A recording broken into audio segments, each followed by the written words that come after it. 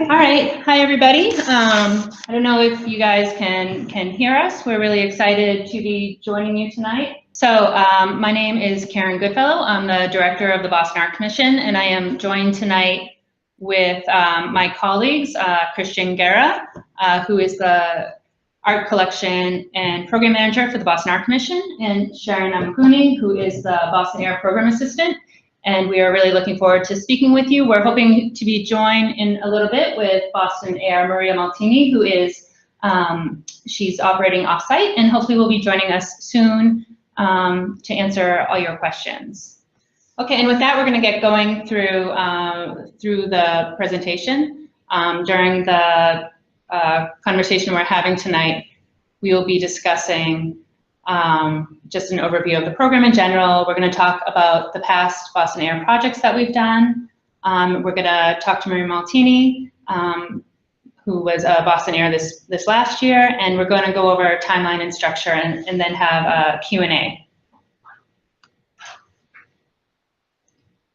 If during this time you have questions for us, we will be able to see some of your questions here on YouTube, but if you can email bostonair@boston.gov, we'll also be checking for those. And that's where you should also email us, going forward if you're listening to this as a recording, or you just hear here today, but you have some follow-up questions, please also email us at bostonair@boston.gov.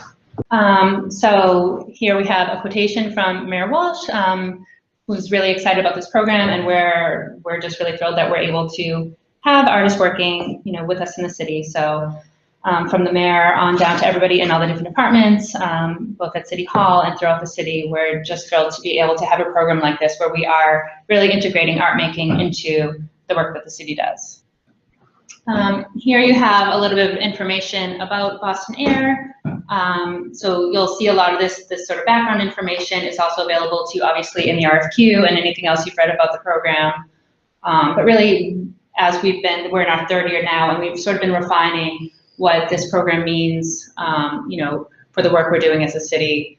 And as I said, we're really looking at ways art can be used to bolster the city initiatives this year, and really also help connect us to communities and have these really important social conversations throughout the city that we all know that we're able to have through art in a way that's a little different than the normal work we do with the city. So here is a diagram that we've developed, sort of showing what the thinking is behind Boston Air. You can see over on the left, sort of what artists are, and again, this is again pretty basic, and it isn't all encompassing, but really sort of a tool to help understand the program. We have artists and the things that they bring with them into the program, and then we have city employees and the things that they're bringing with them, and then them coming together really to work on Boston Air and to develop projects. And something that has come up a lot in questions are people are asking about projects they already know they want to do, and we want to make sure that is really a co-creation. So you can see there that there's the expectation that artists and city folks are coming together to develop Boston Air. And this sort of shows you that again. We're really thinking about how do we take the work that we're doing here at the city and approach it through methods that artists use. So in the first year that we did Boston Air, so that was the fall of 2015, which feels a lot more recent. We initially worked with 10 local artists who worked sort of in an artist cohort that was run alongside a cohort of city staff, so city workers who were doing things from working in public works and transportation to women's advancement and neighborhood development, all sorts of different city services. And they worked together to come up with ideas to, again, think about integrating art and creative thinking into city government. The cohort was, extremely diverse as well. We had, people working in theater and film and quilting and dance, filmmaking, projections. We had a lot of, we had musicians. We really had a great group of artists coming together to, form the artist cohort. At that time, the program was funded through a grant from the NEA, the Our Town grant, and we were able to fully fund 3 of those artists to go on and sort of do the full path of their projects and work with city departments. So we had Shipong Liu, who was working with the police department and working on issues of gun violence, racism, police practices, and she, formed Code Listen, which is really exciting because she's been able to continue that work going on, and she's been an incredible resource to, and so have Georgie and Lamerci, 2 artists who have come in the next round, but she's continuing to do that work. And some of you were asking about that as well, but that's not necessarily an expectation, but it's certainly very exciting that if somebody could start a project through Boston Air and continue the work after their residency has ended. We also had Georgie Friedman, who was working with the Department of Neighborhood Development, who did an amazing project really exploring, natural spaces in an urban setting. And, you can see in the image here, I don't know how easy it is to make out a projection she did on the Strand Theater, and that image she took in Millennium Park in West Roxbury that used to be an open landfill. So really looking at how city spaces transform and spending that time looking at Uplands Corner, which is a place that the city is investing a lot of thought into, especially in terms of culture, arts and culture. And lastly, Lamerci Fraser, who is a quilter and an educator and the director of Education Interpretation at the Museum of African American History. She worked in collaboration with the Office of Recovery Services, and it was advised by Women's Advancement as well. And she developed this incredible program working with women in addiction recovery, doing quilt making and poetry writing. And you can see here, this was an exhibition we had at the Strand Theater for her project. And here, I talked first about Shipong. I talked about them in the wrong order, but you can see here some of the youth that she was working with on her project.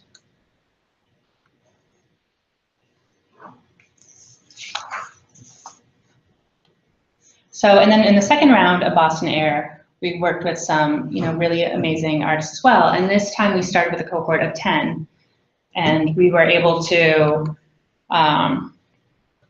work with them all throughout the year, which is really exciting because we did learn. Obviously, we're running this program and we're learning as it goes. We did learn between the first and the second year that it is incredible to start with this big cohort of artists. It's even more incredible to be able to stay with all of them, throughout the whole year.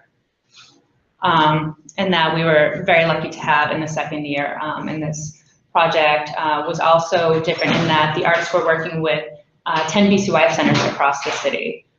So in this way, the artists were a bit more grounded in specific neighborhoods than they were the first year. And again, we're working just like the first year, we're working with a really diverse group of artists. We had poets, we had sculptors, painters, ceramicists, filmmakers again, a graphic novelist. So people working, sort of in all different spaces in the city and coming at the program from different places in their career as well, which was really exciting. But all of them with, really special ties to the city of Boston. And the centers they were working with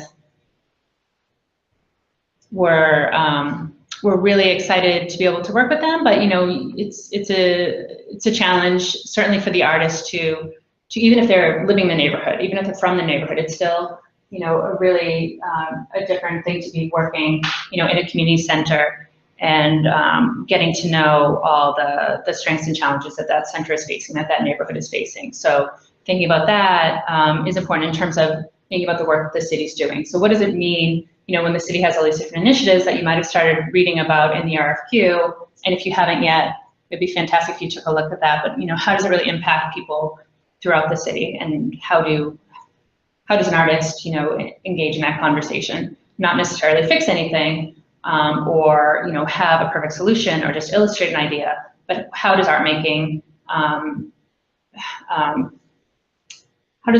fit into a residency, when you are working with the city, when you are trying to ground your project in the community, maybe working with a community center. And that's really a unique question for each artist that we work with. So as you're looking at all the 10 different projects from the second year, the 3 from the first, they are taking really different approaches. And so I think that's something to keep in mind, that every residency really is pretty unique in how they decide to present themselves and do their work. So part of what we were doing was also sharing a lot of the work that was being done publicly. And again, in this next year, we will also have public presentations. This is an image of the artists after they gave presentations at the Boston Public Library last winter. And that is something that we really want to do again, because we do think it's important to share information with the public as we're going on.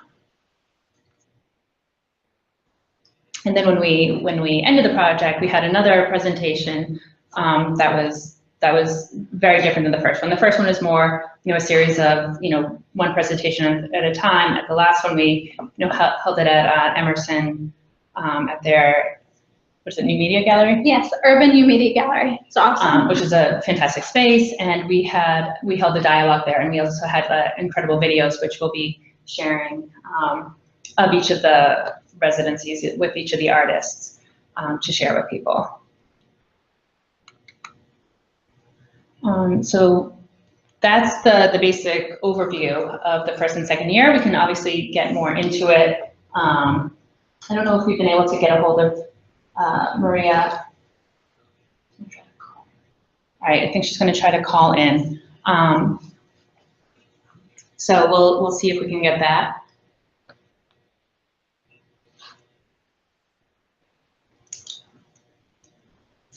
So give us 1 second.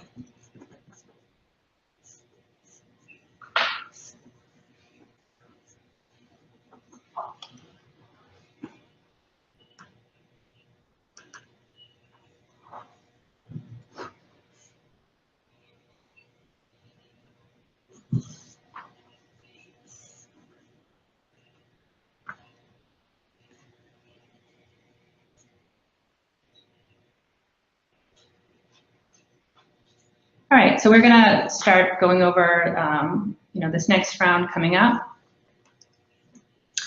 So again, each year is a little bit different than the last. In this third round of Boston Air, we're sort of learning from the first year and the second year, obviously, and really trying to think about it as not exactly a hybrid, but an opportunity to learn from what functioned as pilots. So in this third year, we're really lucky in that we have been able to apply a lens of resilience and racial equity to the residency. So in your application, please pay special attention to that, and you should really think about ways that you can invigorate the City of Boston initiatives, in your way. So we're not asking for you to act as an arts consultant or to do PR or to do that sort of thing, but really to think about the ways that your work is addressing social issues and how it makes sense for you to get deeper into your work, maybe by looking at some of those city initiatives and thinking about how it connects to what you're really interested in, conversations you're interested in having through your artwork in the community, and how that would make sense to connect to other Bostonians.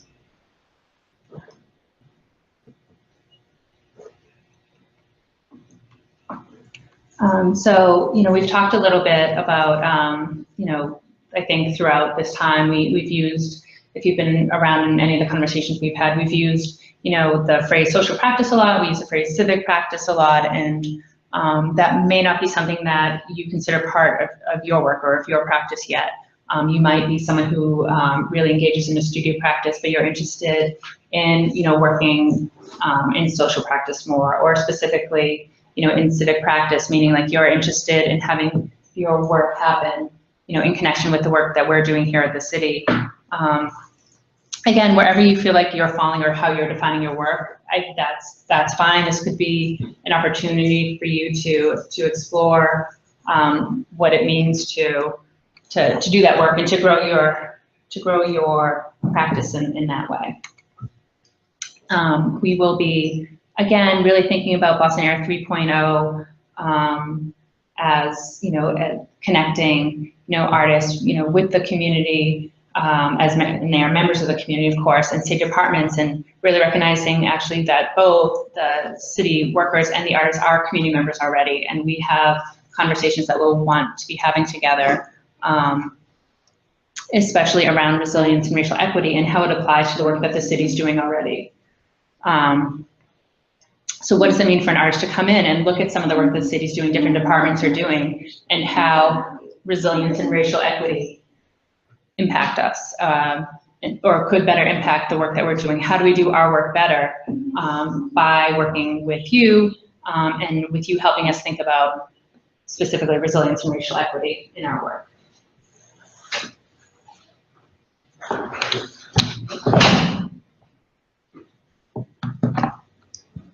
So we also want to talk about eligibility, which was, a question that we were getting a lot over email.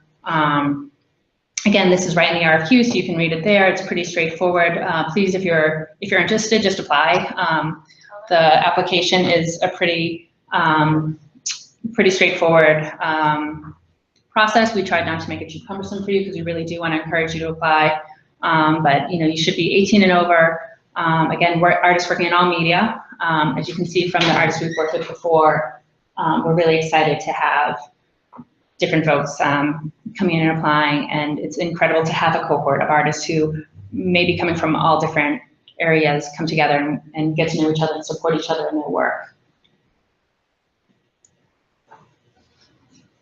But something that is important, and please also pay attention to, is that we want to know what your connection is to the city of Boston. Like, are you a lifelong resident? Have you just moved here?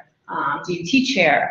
What is your connection to the city of Boston? Where it's really important for us to find people who have that firsthand knowledge and understand and connect to the cultures and communities here. There are some folks who can't apply. If you were a Boston Air before, you're not qualified. So if you're one of those 3 or those 10 who I was just talking about, then you would not be eligible, full-time city employees. And if you receive the Artist Fellowship Award, you are also not eligible. So if you have any other questions about that, please contact us. We also are accepting applications from groups this year. So if you're working as a collective, you can apply, but those same requirements would be in there. So if you happen to have someone in your collective who's 17, that person would not be eligible, or if that person was an Air before, and they would not be eligible. In terms of the time commitment, people have asked a little bit about that. Again, exactly what that looks like will depend on the artist, but we do ask for a minimum of 15 hours a week to work with the project. And maybe that happens at the center, maybe it happens somewhere else, maybe it looks like something else. It's not really one size fits all. Great. So the budget is something else that we've been getting a lot of questions about. And this is also in the RFQ, but if you have more specific questions, we're happy to take them over email as well. If you have any personal questions, you can send them that way as well. We are giving a $25,000 fee, so that is intended to be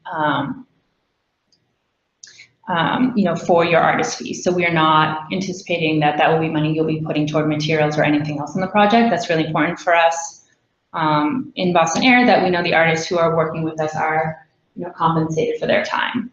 And please keep in mind that if you're applying as a collective, the fees don't change. But we do supplement that with up to $10,000 in materials. And that will sort of be something that we would look at on a case-by-case basis, depending on what your project is.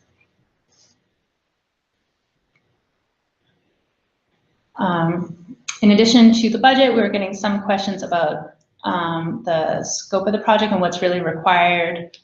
We have some things that are listed out as minimum requirements. As we've been doing this project so far, we certainly have not had a problem or have any concern about artists being not meeting or not being invested.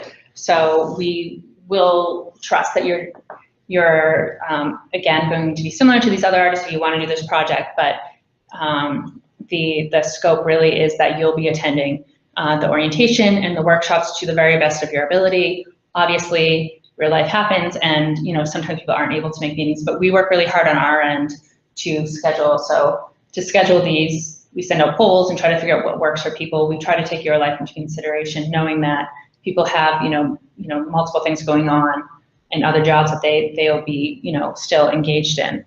So we'll really be looking to schedule things that work for as many people as possible.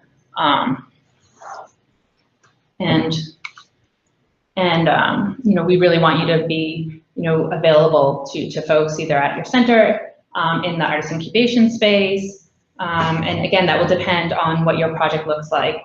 We'll be asking for progress updates, budget estimates, those sorts of things, very normal project expectations. And then we'll be, as you get in and you start spending time in the residency, we'll want, once you're in there, for you to, share a statement of intentions and a project proposal. And then we'll have, as I mentioned before, some public presentations. So there's a moment to share what you're doing with other people.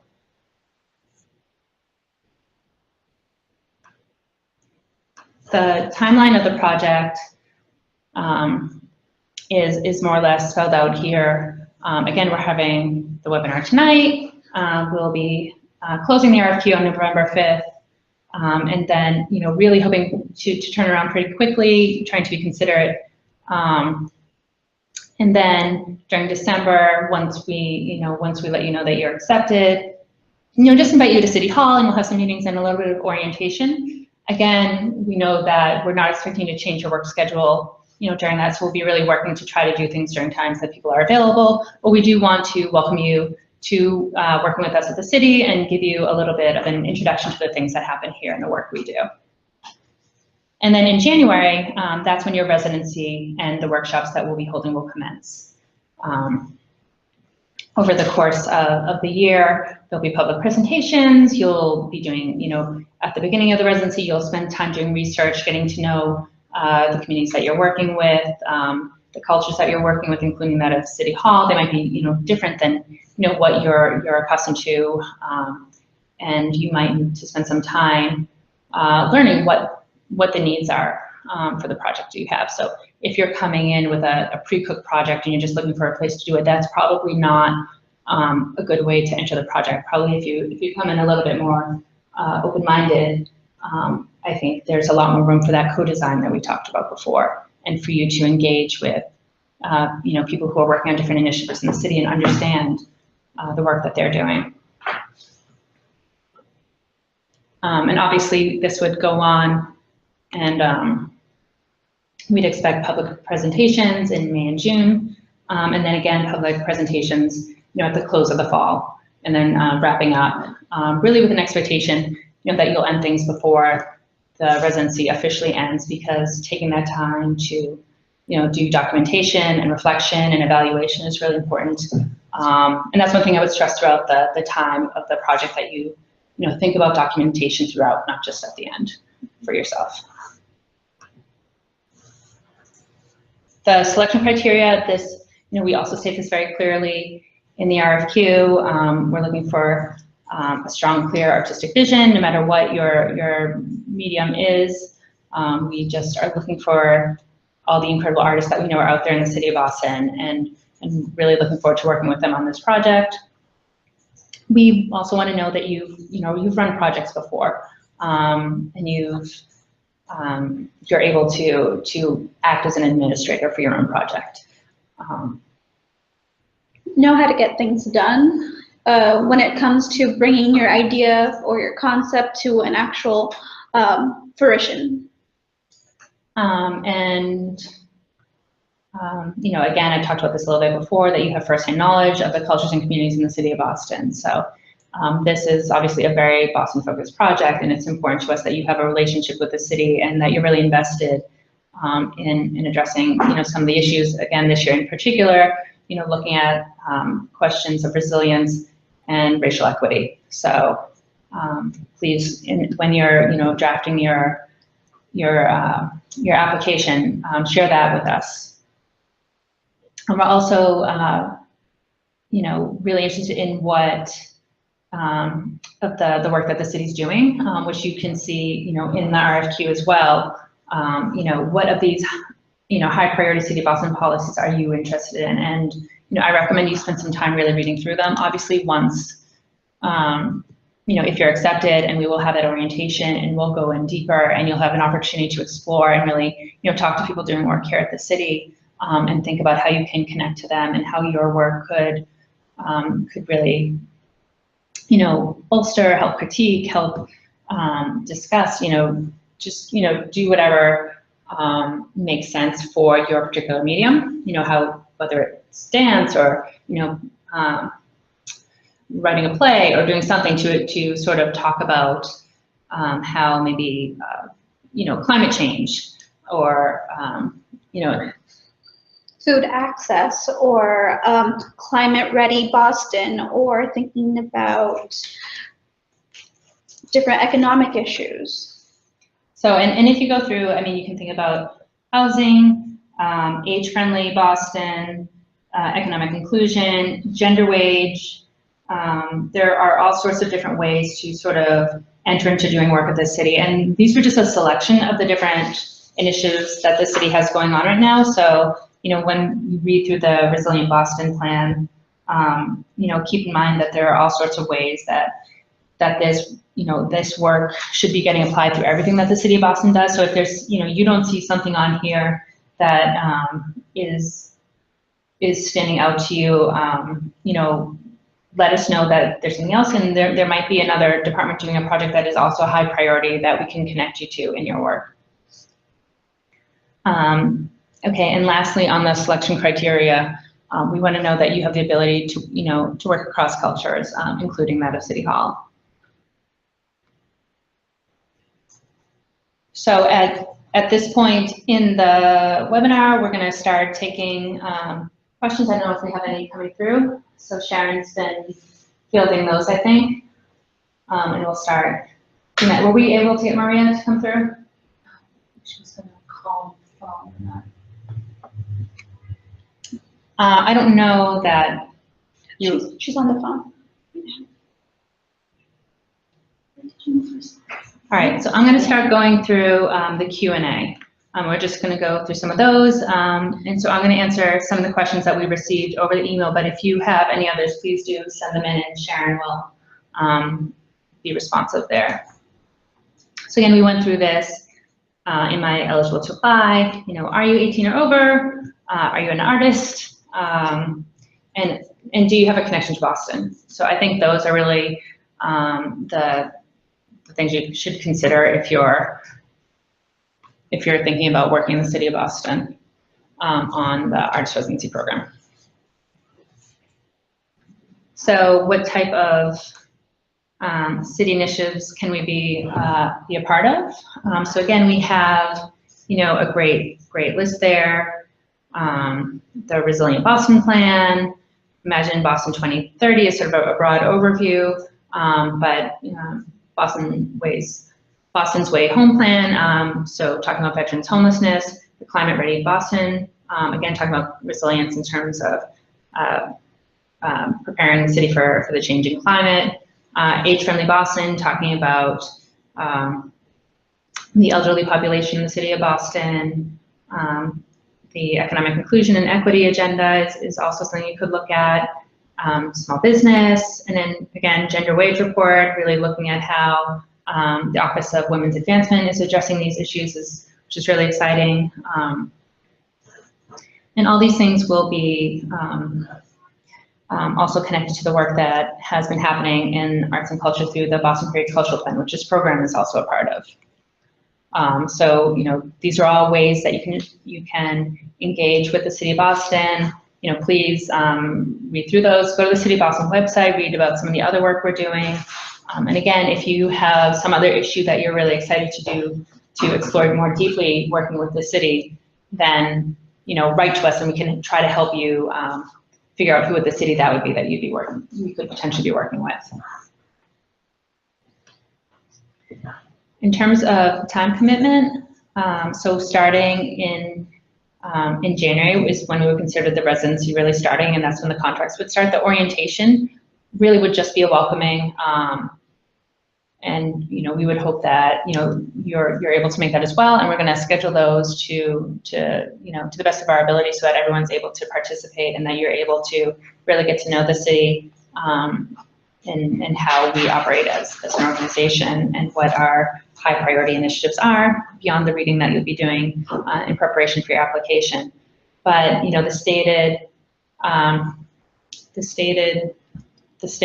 time commitment is a minimum of 15 hours a week.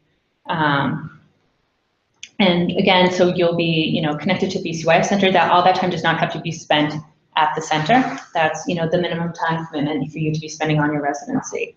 And again, this will be broken up to fit the needs of the artists in the center, and the hours are flexible. We're not expecting everyone to have the same availability. The incredible thing is, with the city is that we have things going on all the time, but when you're working with, folks at the city, please keep in mind that, the city hall is 9 to 5, so if you're working with someone there, you will, have to work during regular work hours as well. So if you have a steady 9 to 5, I think it would be pretty challenging for you to, to take it on.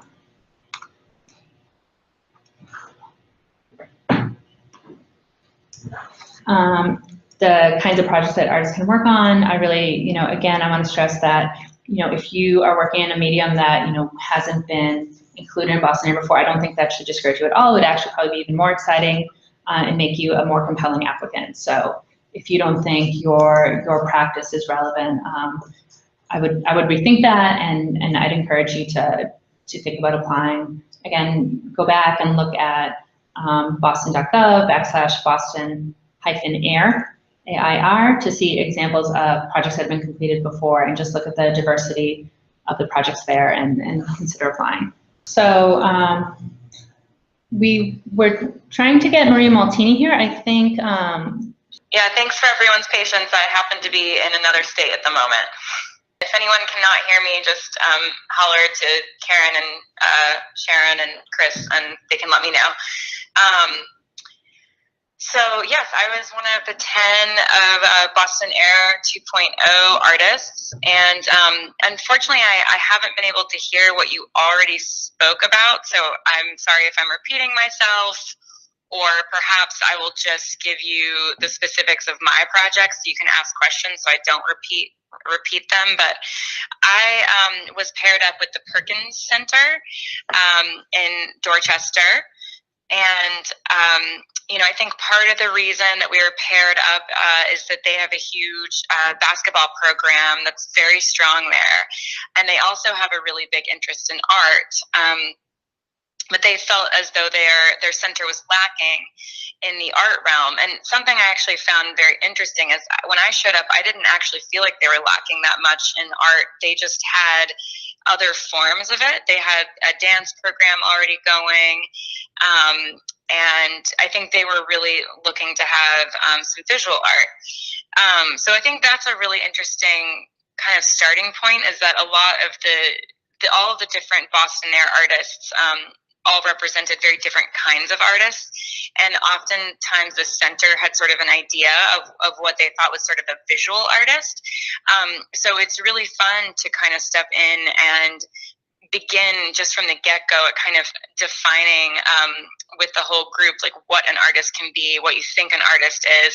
And I think it's really important from the very beginning to just, the most important thing that can happen when you're working with a youth center, a community center, is to build trust. I mean, that's like the number one important thing. You can't build anything else until you have that base of trust. So spending a lot of time at the beginning getting to know one another, and just as importantly, helping them get to know you. You want to get to know the members of the community, but you really want to also be open and forthcoming about your interests and your background and what you're about, because it really helps. I mean, how can we have a conversation about how to incorporate visual art, or, you know, any kind of art, but in my case, pretty much visual art into a program without visuals? So pretty early on, I mean, I gave slide lectures to the community, and I gave many of them at different times of day, because different people could come at different times. And I started printing out photographs, and, you know, I was lucky enough to have sort of this little room, kind of like a studio. It wasn't exactly as big as a classroom. It wasn't as small as a small closet. It was kind of in between. But I just immediately started putting up images of my artwork, other artwork I liked or thought was interesting, or just artwork that I wanted to put in front of these community members, things that, you know, perhaps they hadn't seen before, or perhaps they did not already think of as artwork, just to get the kind of like the possibilities. I know some other artists that were poets or filmmakers, or you know, dealt with new media, showed up, and people were expecting them to be a painter, and they, you know, had to kind of you know, they had to help redefine what their practice context of that community. So and then as far as getting to know the community members, you know, I tried to find structures that already existed to sort of plug into, because they all already have their own programs going. So one that was really nice was this Pee Wee Basketball Saturdays program, where really young kids come and play basketball, but their family members come as well. And a lot of times they actually come from a lot of different parts of the city, and the whole family's there. So there's siblings often who are not playing, who are just there to watch their brothers or sisters play, and they get kind of bored. And so they need something to do. And also they were kind of having a problem that they voiced to me in the center, where they would drop their kids off for basketball Saturdays. And it really wasn't supposed to be a place you drop your kids off. There wasn't like a babysitter or something. So, you know, or childcare. So I tried to fill in there and give something for families to do, so that they weren't like running up and down the hallways, which they were saying was a bit of an issue. So we would basically make basketball nets and design basketball courts while games were going on. And even a lot of the players would come in between their games and join in.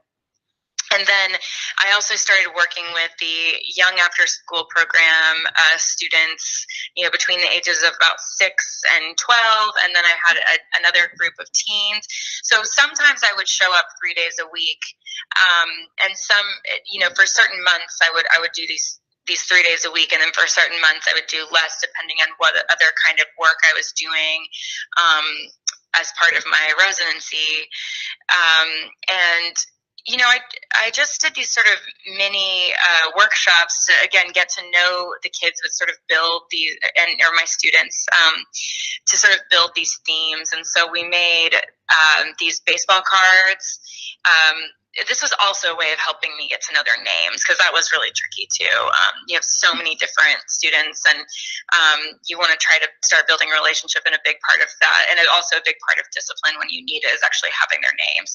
So we made these baseball cards where they could, well, first we actually made a photo booth in the studio, and they could pose however they wanted, and we took selfies, and I printed them inside of kind of a baseball card format, and we called them Art Star cards. And so they could write their name on them, and they could color them in, and then on the back they could write their stats. And so that was like, you know, what's your name and your age, what are you proud of, what's your special skill or power, what kind of art do you like, you know, things like that, just really positive questions.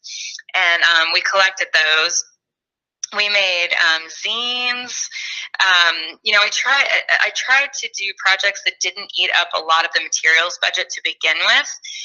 If I had to sort of give a rule of thumb, I would say, like, don't spend more than 10% or even maybe 5% of your entire budget on sort of an original, or like an initial set of materials to get things going. Because, you know, by the end of I knew my project was probably going to be quite ambitious, but even when I started to do the final project, I realized certain kind of key additions. So, you know, we ended up doing this huge basketball court, but I realized as we were about to make the court that it would be so beneficial for me to print out all the students' original designs and actually display them on the fence for the neighborhood to see, so they could really see where the ideas came from.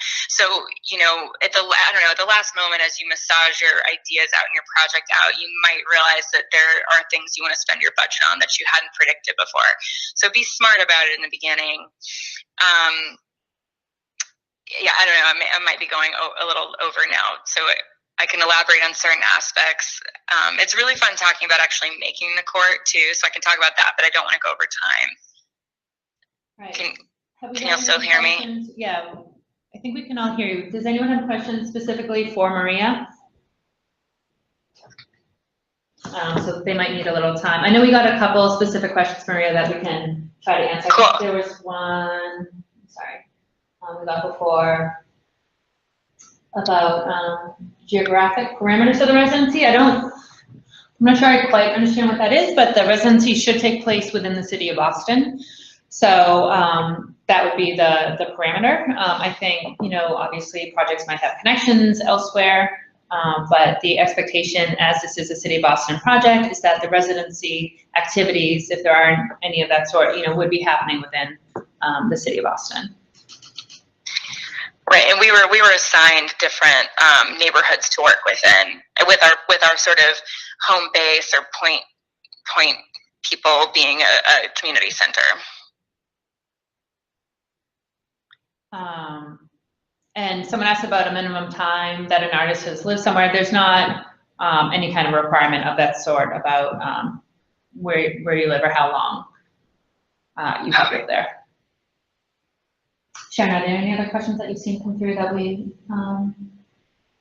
this one's Did you, I remember a big question from last year. Did you talk about the idea of, like, how, clarifying the idea of not going into it with a project already written out? A little bit. Did you already talk about that? Okay.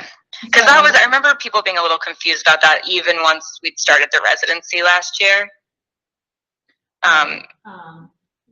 We actually just got a question that relates to that, Maria. Someone's wondering what your original project concept was and how much that changed throughout the year. Okay, yeah. Well, so right, we were encouraged or told, you know, not to go in with a particular project in mind. I mean, of course, we all, as artists, have the way we know that we work and the type of media that we know how to work in, right? So it's not like we have nothing in mind, but it's really important to sort of get to know the community as you sort of brainstorm what might be needed and what might be well received and what you have the resources for. That being said, I did find a point in my residency, which was kind of early on, where you know, it had always been kind of a dream to paint a basketball court, but I actually intentionally sort of pushed that you know, to the back burner because I didn't want to come in with this imposed idea. And I was kind of thinking of all these other kind of wild, more experimental ideas. But it occurred to me pretty early, especially when I did confirm from my experience how obsessed they were with basketball, and also when I did see that there was this amazing court like right beside the park.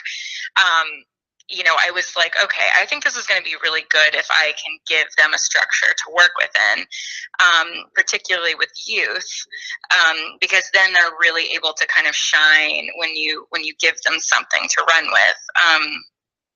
So I would say within, you know, maybe a month and a half or so, I started introducing the idea, you know, would you guys want to maybe design a basketball court?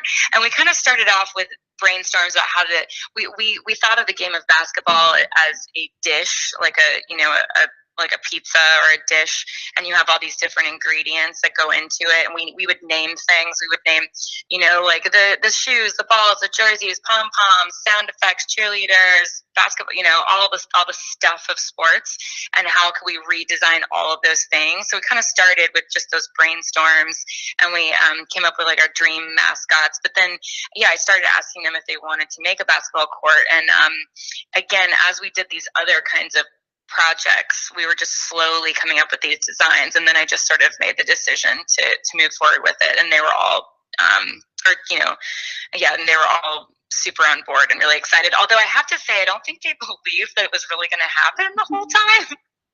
I think they kind of were like, "You're crazy, Miss Maria," you know. Yeah. Until I was like, "No, see, it's happening," and they were just like, yeah, they were floored and excited. And I'll say this year we're asking folks to connect very strongly to different city initiatives. Right, and that's so awesome. I think that structure is going to help a lot, because it's good to have just something to bite onto, you know, whether it's something from kind of outside of your practice that is provided or something within your practice. Right. That's just really helpful.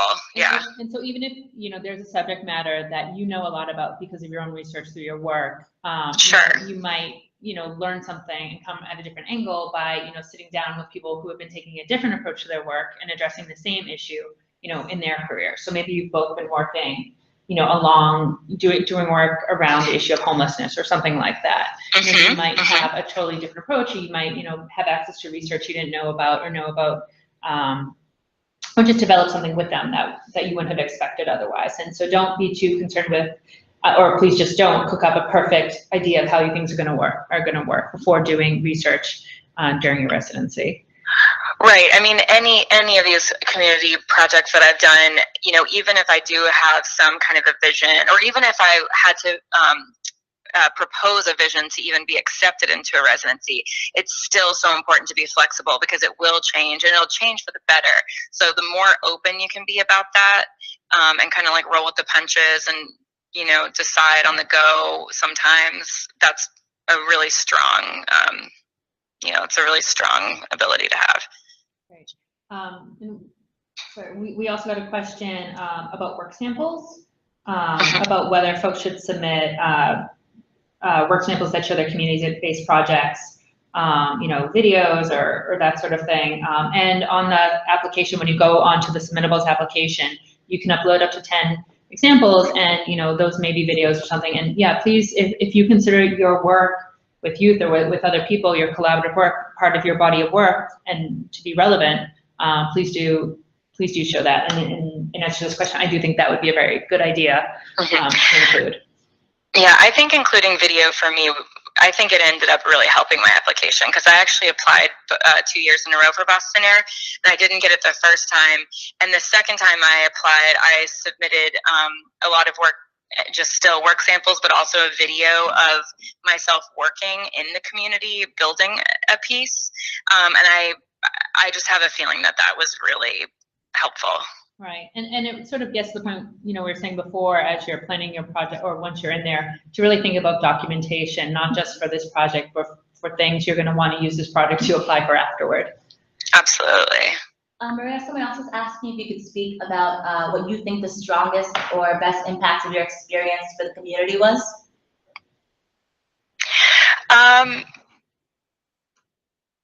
Let's see. Well, I think I was really pleased with so when we were actually building the court, or when we were actually painting the court, I was just really pleased with how organic the process was, and how it brought in all of the youth and teens that had been working on it for months and months and months with me, and they could really take pride in all the work they were doing. And meanwhile, neighbors who were not specifically part of the Perkins Center, who were just walking by, of all ages, you know, all types of people, could just show up and plug in as well. And I think that,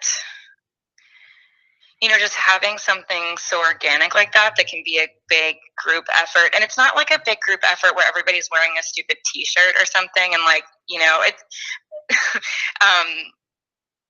I feel like there's so many of these sort of community days, not that it's bad, but, you know, where, like, you'll gather 50 kids together and put a t-shirt on them that, like, has some logo or says some name of a project, and then you take a picture. And, you know, we didn't do that. We were there for a few weeks, and anyone who showed up, who was willing to help, we tried to find a way for them to help, and for them to plug in the best way they could.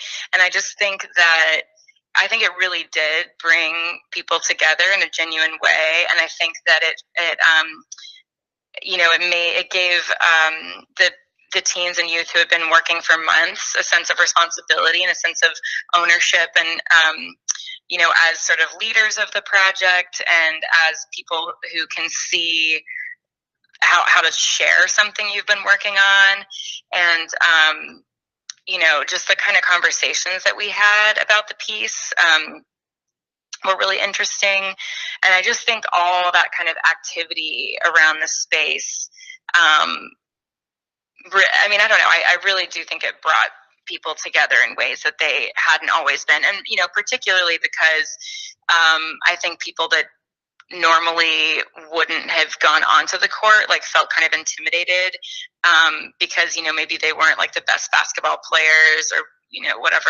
I feel like now they feel confident that they can go on the court and they feel a sense of ownership and they can literally point to the piece that they worked on. So I think that was huge. So we got another question. If we have strong ties to one neighborhood and would like to work there, does that limit our likelihood to be selected? No. I think you should be very clear. If you'd be, open to working in different neighborhoods, please share that as well. But, this year we had one of our artists who had a very strong connection to Mattapan, and I think that really strengthened her work. And then some of the artists, were getting to know a community center as they were doing their project. And then other artists were really kind of counting on getting a particular neighborhood and didn't. And that, you have to be willing to work with whatever you have too. Don't assume necessarily that because you've worked in it, sometimes they're shaking it up for good reason or, Yeah, or there might be some other connections, right? So maybe. Types of connections, right? Yeah. All right, I think that's all for the questions we have. Is that true? I did see we got one over email. If you were one of the 7 artists you were involved in Boston Air the first year, but you weren't one of the 3 who continued on, you would still be eligible. We're trying to make that language clear in the eligibility, but I understand why that would be confusing. But you would still be eligible in that case. Am I missing anything? Sharon, anything else you want to add in? I think those are the main questions. You can continue to send in questions you have to the Boston Air at boston.gov email, and we'll continue to answer those periodically. And please don't hesitate to reach out to us as well. All right, thank you. Thanks, everyone. Thank you. Thank you. Bye, thanks, Maria. Talk to you later. Bye, thank you. Okay, bye. See you soon.